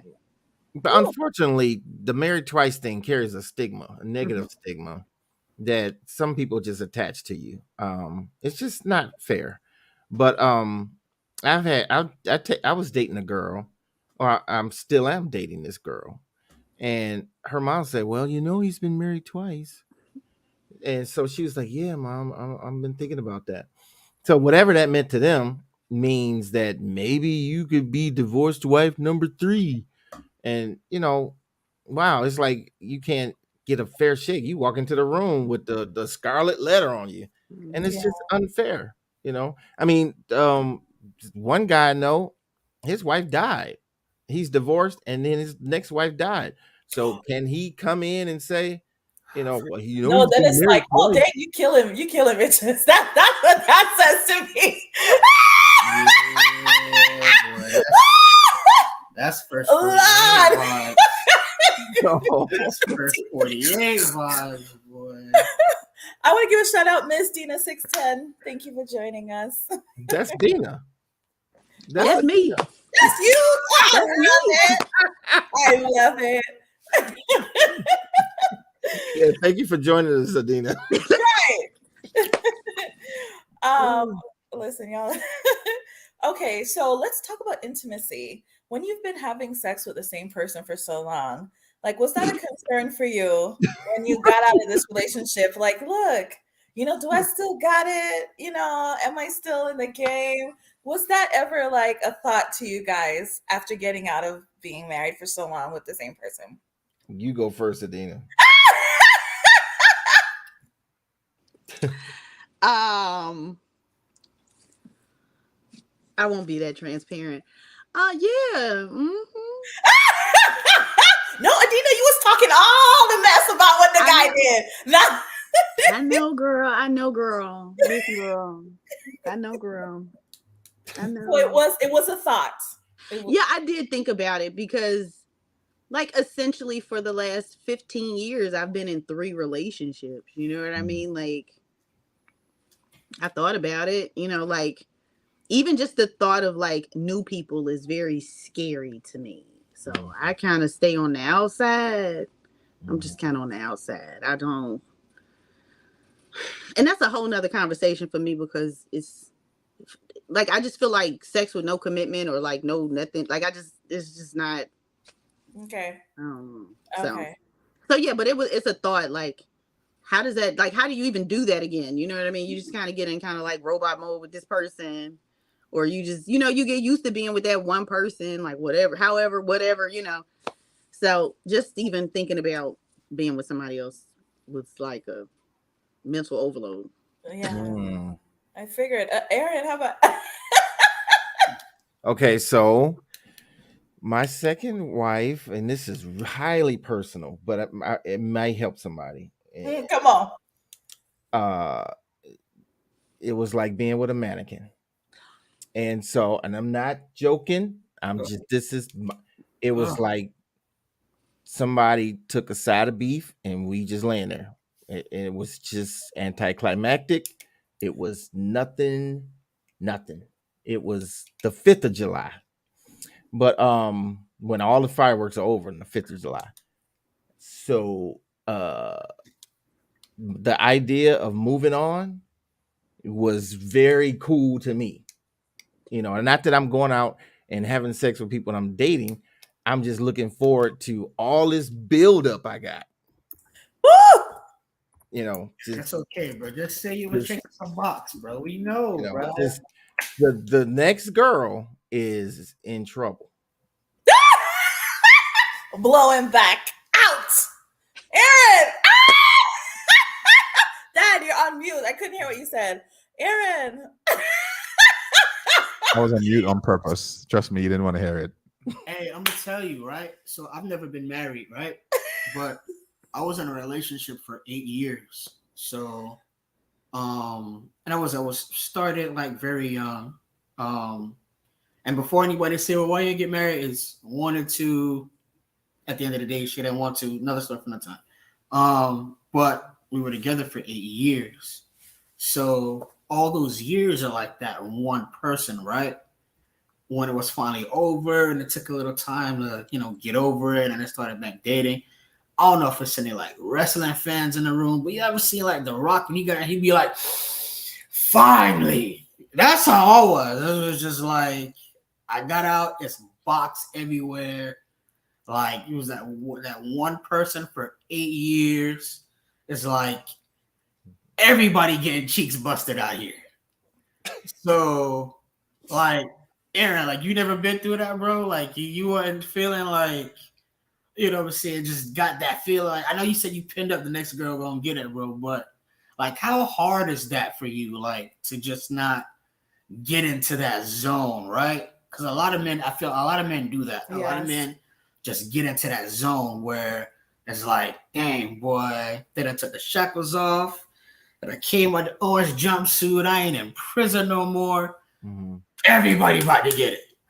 Like, how do you deal with that?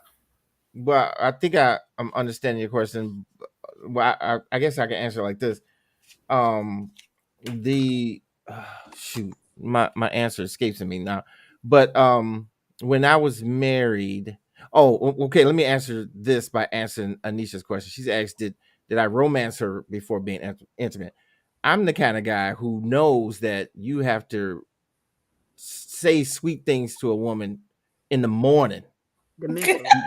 Hello? All that. I Amen. mean, because I used to write on the mirror with a bar of soap. You're the most beautiful woman I've ever seen. So when I'm going to work and she get in the bathroom, that's what she see from me. And so that's what she's thinking about all day. So that stove got wood in it. All right now. Don't do that too much. Don't do that. Still, You know what? no, but that's the thing about mirrors. But still, when it came down to the act, it was like, nothing. Like, boom. I was thinking about Sherry Shepherd. It was like, and I was like, this is nothing. So when she left, I was looking forward to the next thing. So I don't know if I answered your question, Charlie, but I thought That's what he wants to know. Did you get buck wild after? You're like, I'm free. Let me go tap some. Or no? I always kind of control myself in that area. Okay. I control myself because, like I said before, I don't like to waste women's time, and I don't want to lead a woman on just for some sexual pleasure, and she think it's more than that, and then you can't get rid of them, and they calling and they putting it's fatal attraction all over. I don't need that. So listen, as we're about to sign out here, tell me, do you guys have any tips for folks like who are going through divorce? And y'all put y'all questions in the chat, guys, if you have any questions. They had a bunch of them. Transitioning. I'm sorry? I said they had a bunch of them. Well, let me see. Did I miss some already? I know I saw a bunch of comments. I'm trying to see if anybody asked a question that we have, but you guys could think about if you had any tips. Like, do you think you guys have been successful in dating after divorce? And if so, what do you think helped after getting out of that situation? I have some. I'm sorry, Adina, go ahead. No, go ahead. I have. Well, let me answer this question from Nadia. She asked a while ago, did my ex-wife allow me to discipline her kids before we got married? Mm-hmm. It wasn't about allowing because it wasn't my job then. But I did talk to the young man because he was talking about running away. And I told him, man, you don't know what you're doing, man. And, we just started talking and he listened to me. But as far as that goes, that's how I did that. But tip-wise, pay attention to the red flags. And the only way red flags escape you is if you have sex before you're married. Ooh. It's like putting on rose-colored glasses. You have sex again, you put glasses on top of those glasses, and then everything is a shade of red. So you can't recognize the red flags. They look clear. So you like advocating against like sex before marriage? So don't have sex before you're married? Yes. What if when you get married, the sex is horrible? The mannequin. Hey, Aaron, you got the mannequin. Yeah, I had the mannequin. Right. And you know what? I stayed with that mannequin for 13 years. Come on. I stayed with that mannequin for 13 years because I'm giving of myself. I'm still not going to go out and find some girl who sang from chandeliers because I told God I'd stay with her. So, I mean, you have to honor vows because they transcend your life. You can die and that vow's still there. Damn, that pray to God to ask her to teach her to throw something back. Just land there. Please, dear Lord. Tomorrow night, I'm gonna have these cheeks. Make her throw something back. Amen. The powerful matchless name. Amen. Oh gosh, you forgot the name of Jesus. You're a good man. Okay, listen. So Nadia says, how long did y'all wait to date after y'all first marriage? I'm sorry. Go ahead, Dina. I took that time. No, you're okay. No, so after my first one, oh child. So one of my toxic traits is I disassociate. Wait, Adina, you got to start over. You went out for a second. Start over. I said, so one of my toxic traits is I disassociate. And so if a person tells me that they don't want me, then I'm not wanted. I don't sell myself to people. I don't push myself on people. I don't beg people. I don't barter with people. I don't do none of that. So if you don't want me, then okay. So with my first husband, because of the situation that we were in, he was overseas, right? And he told me that he had found his new best friend, which let me know that he was sleeping with some woman over there in the middle of the desert somewhere, because he used to tell everybody I was his best friend. But excuse me. So when it came out, it really just crushed me, because I knew months before. That's a whole nother topic for another day. I knew months before that a change was coming in my marriage, and I didn't know if it was good or bad, but I knew something was coming. So I kind of wasn't taken over by it. But at any rate, when I got that message from him, I ain't even gonna lie to y'all, I was pregnant with my daughter by the end of the year. That was like February, and I was pregnant with my daughter but my daughter's father is a childhood friend of mine, right? Who just so happened to come back into my life right after the whole divorce situation started. So, and he was like that childhood friend where his mom was always like, oh, y'all gonna have cute little chocolate babies together. And it's true. My daughter is a chocolate drop. But at any rate, so. Oh, okay. So you got to work shortly thereafter.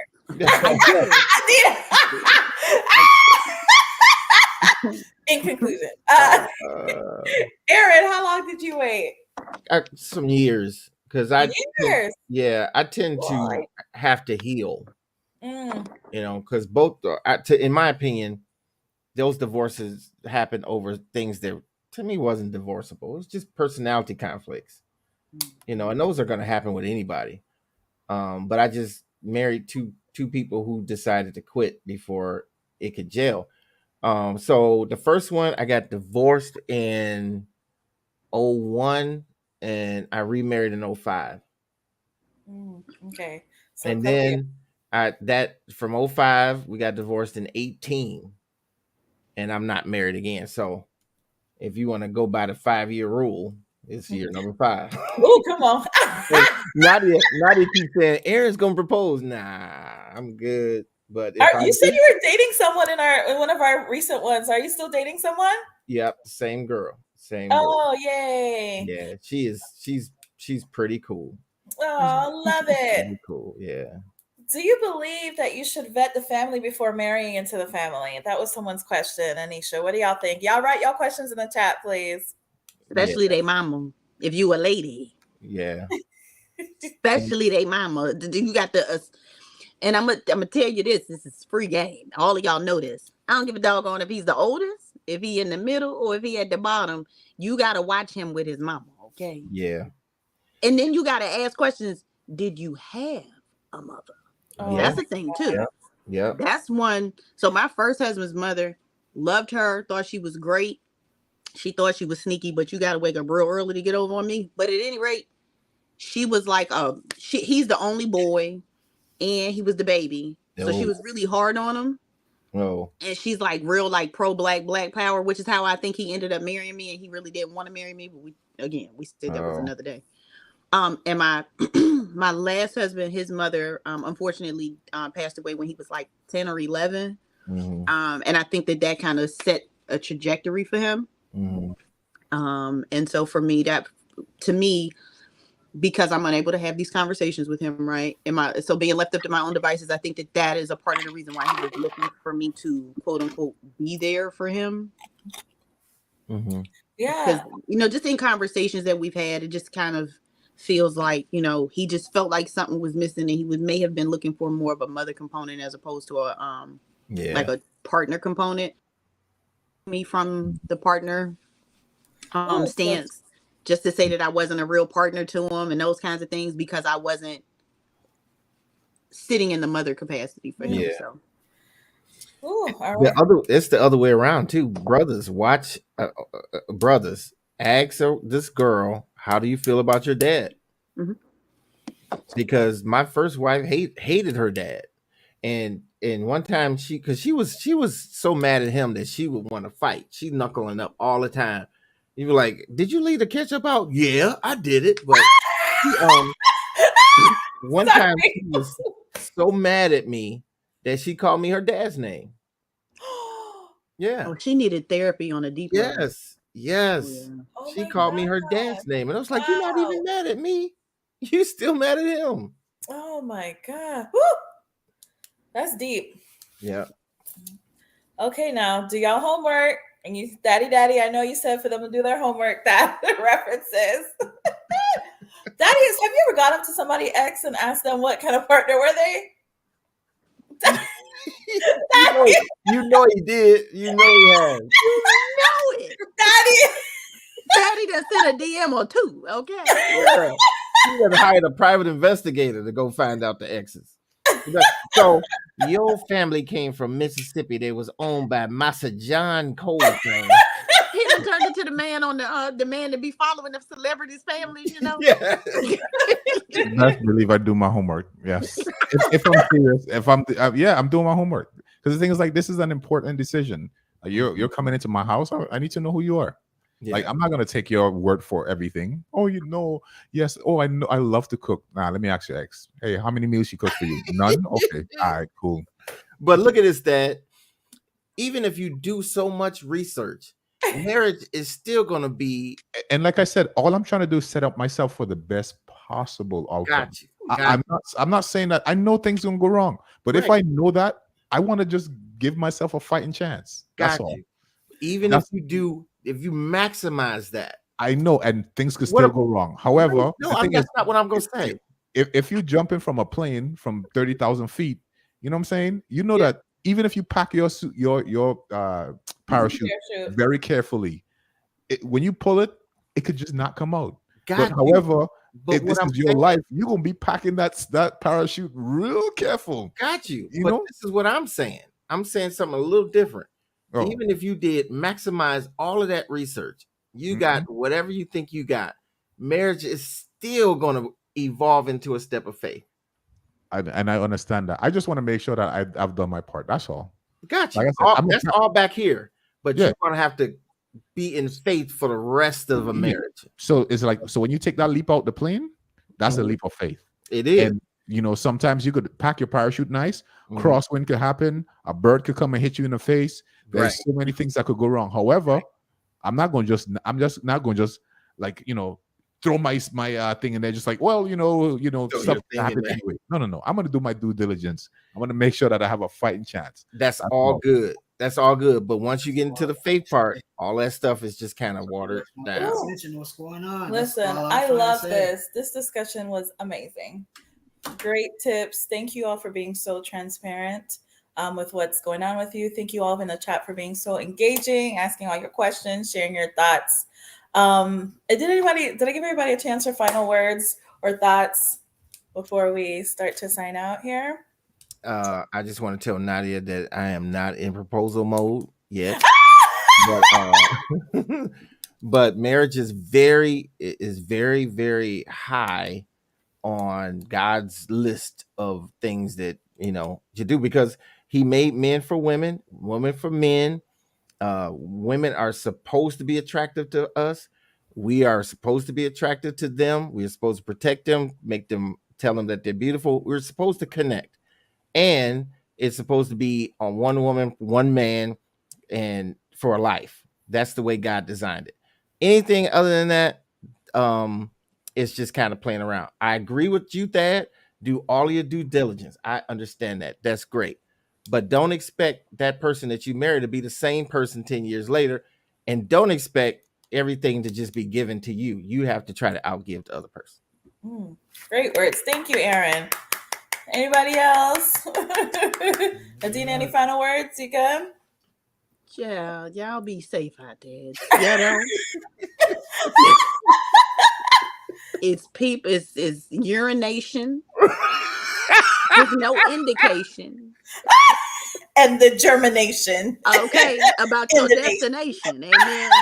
And a whole bunch of defecation. Hello? With, again, no indication. Do y'all remember the movie Grown Ups when they all got in the pool and they all started peeing in the pool and it all went blue because it was the indicator letting people know that it was pee in the pool? Yeah. Ain't no indicators out here with this defamation in this situation. It'd be Woo. like the cat caught in the Matrix. That cat meme where the cat be like this and all the problems be there. That's what dating is like. Period. That's what marriage is. That's what life is like. You got to figure out what cord you supposed to pull. Is it the green one or the blue one? And sometimes you make it, sometimes you don't. If you don't date people that have been married before, maybe you should ask some questions. Maybe you don't care enough because you just don't want to marry somebody that's been married before. But don't discount people just because they've been married before. Because as Aaron mentioned, there was a gentleman whose wives just, it was their time. You know what I mean? So you can meet a lot of really great people that just. I seen one of them YouTube people. One of them Instagram people say, you could be the total package, but be on the wrong doorstep. So, Oh, I like we that. all Okay, Reverend Dad. But Amazon them dirty posting something like that. Boy, Amazon. Listen, even Amazon will replace your package for free. Okay. Oh, daddy, Reverend. Tell me. Any? I think I've been on my soapbox enough tonight. Okay. I think I give enough of what I think.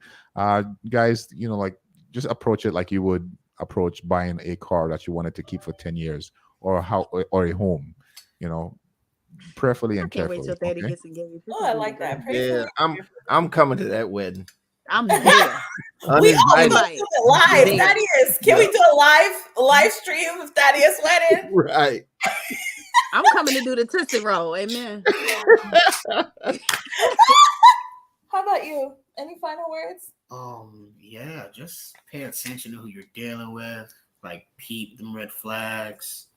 Like I said, get uncomfortable conversations. Like Thaddeus was saying, just trying to find out different things going on with that person. Just get like the difficult stuff out of the way first.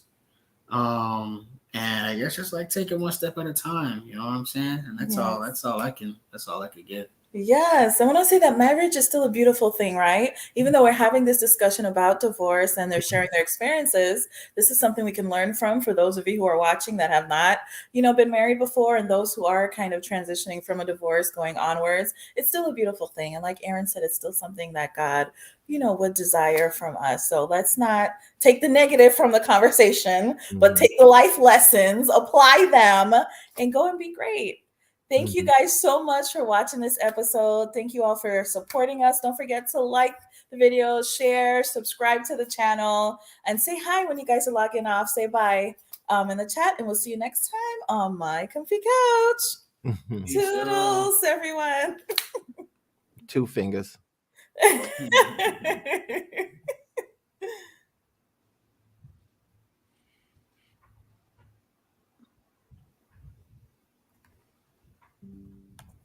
Good night, Rosie.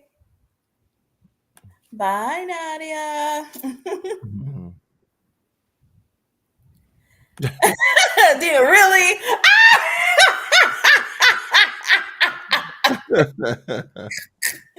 Okay,